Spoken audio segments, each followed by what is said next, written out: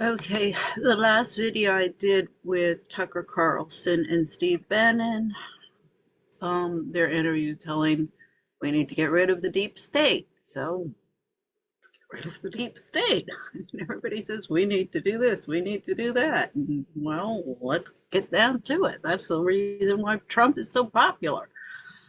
Um, so the issue becomes, well, who is the deep state? Who do we need to get rid of?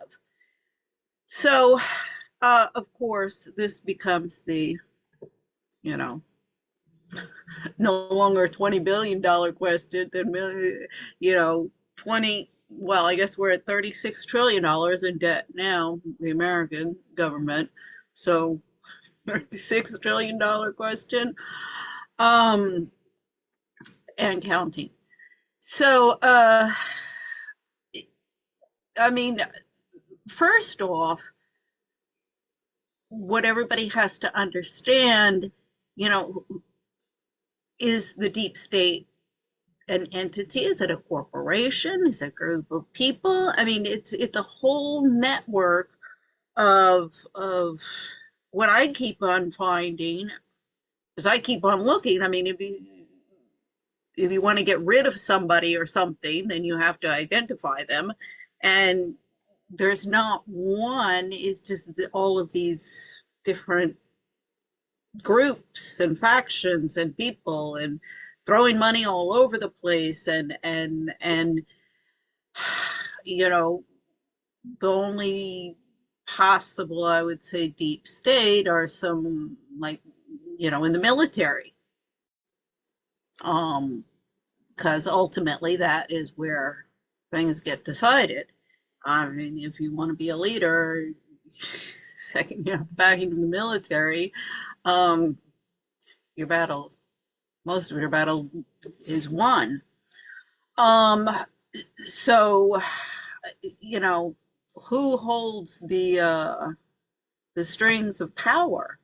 I mean, okay, of course, Trump at the moment, but in the elections, Washington is just waiting until the next presidential elections, and he'll be, voted out. Otherwise, what's concerning is that the way things are going now, he's just digging in, digging in, digging in.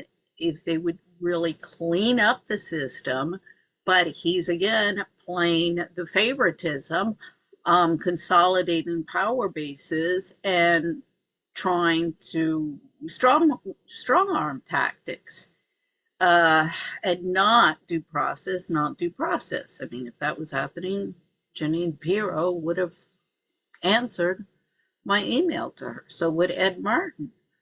That's really what concerns me. What at America First Legal would have been answering my emails long, long, long ago. So is it that nobody's reading their mail, or is there another agenda there? Um, and in this video, I want to explain how, and this gets into the book, The Lawful Rights of Mankind, an introduction to the International Legal Code of Human Rights. This was in 1985, written by Paul Seigert, who is the father of Marianne Seigert, who we'll see is part of the deep state in the in England, in the press there. Her book, I love it. The authority gap: why women are not being taken seriously and what we can do about it. I'm like, well, start acting seriously and somebody will take you seriously. So what's really with Paul Seigert's book, The Lawful Rights of Mankind, what is pointed out, this was a book review by Alex Joel in 1986. He eventually became a civil rights lawyer for the CIA. Why does that not surprise me? So, in his book review, he says, imagine a world where the international community played no constraints on how rulers treated their subjects, allowing them to cast aside human values such as life and liberty. A ruler in such a world could lawfully exploit, mistreat, and even exterminate entire strata of the state's population.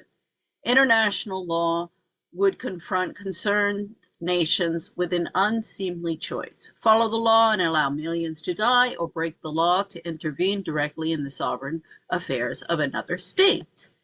I mean, of course, my focus has been domestic violence and, femicide.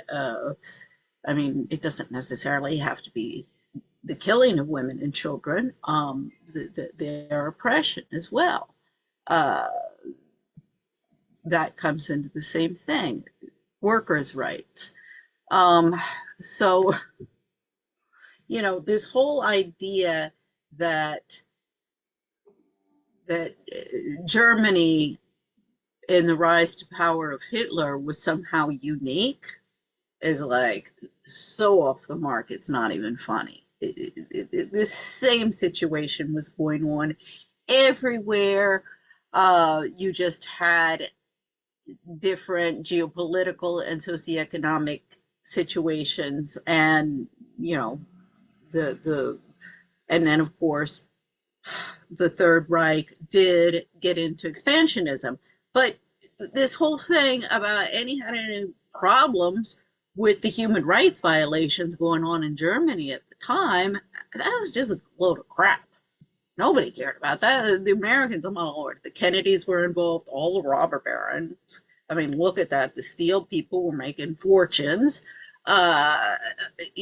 Germany would have never, particularly after the Treaty of Versailles and World War I, wouldn't have gotten where it was if it hadn't been in collusion with the Americans and the British industrialists. So anyway, the world is easily imagined, for, as Paul Seigert explains in his new book, The Lawful Rights of Mankind, we only left such a place in 1945. In the book's preface, Seigert evokes the possibility of Adolf Hitler dismissing a commission of concerned foreign representatives with the claim, quite correct according to principles of international law, in fact, at the time, that the commission's interest in his subjects constituted an illegitimate interference in the internal affairs of the sovereign German state. I mean, we have the international courts with, they've just become politicized and a joke, and it goes on in witch hunts, and it's lost any kind of legitimacy because it has become such a politicized branch, along with the entire United Nations system and the World Bank and the IMF, all of the Bretton Woods stuff. So Seigert maintains that an international code of human rights would at the very least strip the legal clothing from a Hitler or a Stalin and lay bare his monstrous crimes. Although Seigert elegantly achieves his limited goal of providing the lay reader with a highly accessible overview of the International Human Rights Code, what lies behind it, how it was made, how it works, and what it says, he enjoys less success in dispelling the lawyer's doubts that the code provides the hard law necessary to dent the global abuse of human rights. So, what I keep on pointing out, because, my case is based in Spain. That's what I built, really, everything based from the Spanish Constitution with their civil code, their penal code, and how it integrates international conventions, because the Spanish Constitution does recognize the human rights conventions. So you know, it doesn't matter if you have this utopian legal system or the worst legal system in the entire world. Because what's really at play is what people are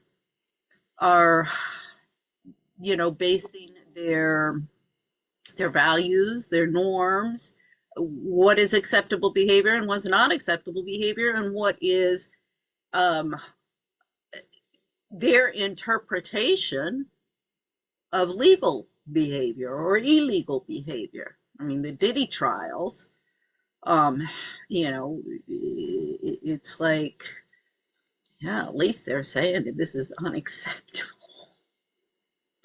People are starting to recognize that it might be unacceptable and look at where this is, this type of behavior has been promoted for so long that look where it's led to.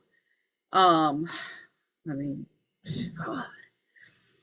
Uh, and it is difficult. I mean, if you have people and who are willingly participating, then you can't then come and say, "Oh, well, now we're going to put you in prison." I mean, it was consensual behavior. Yeah, horribly violent, but I mean, all of this S&M stuff has been promoted for a long time. Uh, so yeah, Seigert thereby outlines the key concepts of law as binding rules on all community members, as rights, as claims entitled to succeed under those laws. So he creates a mythical village called Adamsville. And this, let's see. So because the villagers are afraid to put enforcement powers in the hands of any individual, they choose to allow aggrieved parties to resort to reasonable self-help. I guess you can go and punch somebody, you can't. Like, at what time do you draw a line of reasonable self-help? Should that fail, the community as a whole will treat the offender as an outlaw and deny him or her the protection and benefits of being a part of the community. In the same vein, newcomers must accept the rules and obligations of the community before they may be considered as equal with those who formed the rules. So if you want to be a member of the community, you have to abide by the rules of the community. Now, the problem comes is what happens when there is a complete break between the official rules or what have been written down and what have been agreed upon either through democratic procedure or long established norms, uh, thousands of years, which have been developed in order to provide for the general welfare. Because really, as a community, any kind of form of government, you can't please all of the people all of the time. And that's why, no, this is so that we keep peace between everybody, so that you don't kill each other. So let's see, the author assumes that mankind is capable of being good and moral without the threat of exposure. Okay, let's see. Yeah, the lay reader's natural resistance to the notion that the community of nations can implement international rules without a legislature or a police force. So this gets into, once you've decided what the rules are, either officially written rules or unofficial ones, and people don't abide by those rules, then who's going to enforce it? You're going to, and if it's an international arena, you know, the author is saying, well, unless you have an international police force, then it's no good. unless you have somebody to force it on them. Well, this is, basically an assumption that, well, no, we can't be self-regulating. We can't agree that we're going to abide by these rules and be good to our word unless somebody forces us to. So that really is where the crux of the problem, I would say, of the deep state, because the billionaires, they're turning around. I mean, we can see, the Mellons, the Astors, the Vanderbilts, that's what they're upset, because they're scratching their head going, what's happened? Where'd my money go? Where'd my power go? And they're scrambling around trying to buy their way back into power, like Tim Mellon. So the names of the oligarchs are changing. The quantity of money, I mean, it's inflation. So no, instead of millionaires, we've got billionaires. And so, is it really the oligarchs who control the populace, or is it because the populace is just sitting there too fat, lazy, and stupid to say anything? And it's just the deep state is we're a ship without a captain and without an anchor and headed towards an abyss. So,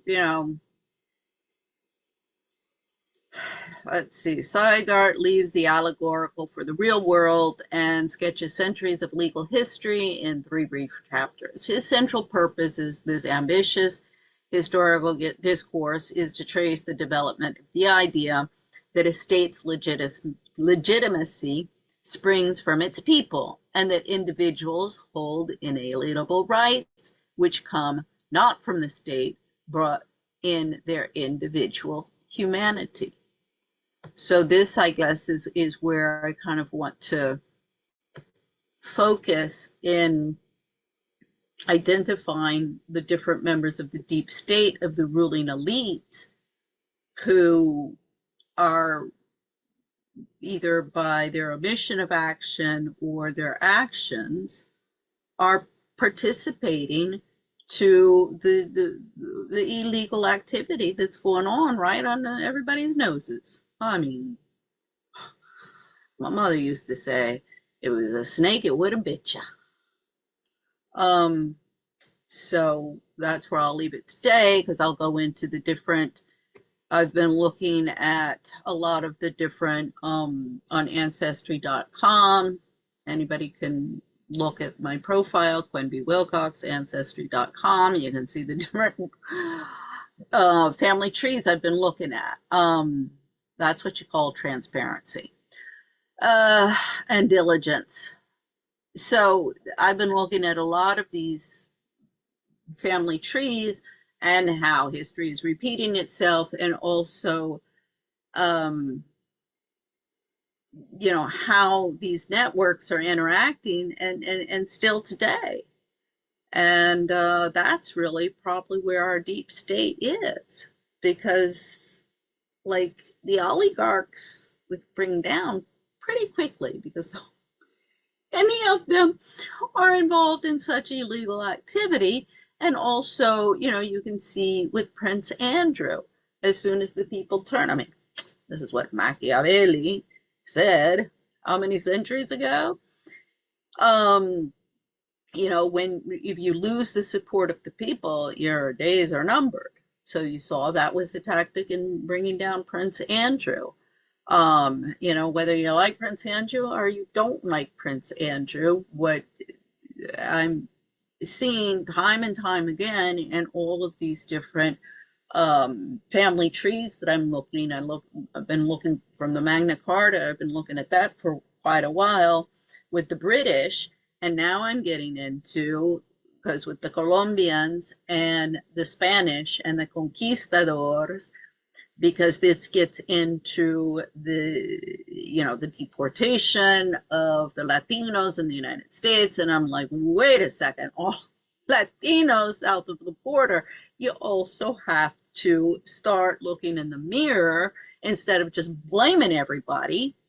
You know, the imperialist Americans or the conquistadors beforehand created all of our problems in South America. We've been obligated to flee, and here we are in the United States, and everybody should give us the red carpet and all of the resources and everything. We're going to take over the country because they da la gana. And no, everybody needs to start looking in the mirror and taking stock. And the United States is not a melting pot; it's a pressure cooker right now. So, and it is, it still is a WASP country, and rightfully, the white Americans who have been here for generations and generations and generations are getting a little upset. What is it with oh Lord, I can't believe this New York mayor, 6 years, I think he's been here. Oh, and this is too precious that New York, because like I start looking at New York and the change of um, political and commercial, economic, and social power in the United States in the 1800s with the rise to power of the robber barons, the Astors, the Vanderbilt, in New York City, and now is going whoop, the I mean, that just flipped over on its side with basically a communist. Oh, I guess this is something I needed to get into with the communist. That I'll get into this more in the other things that I go into. But with the a communist mayor of New York City. Oh, I can't wait to see that one.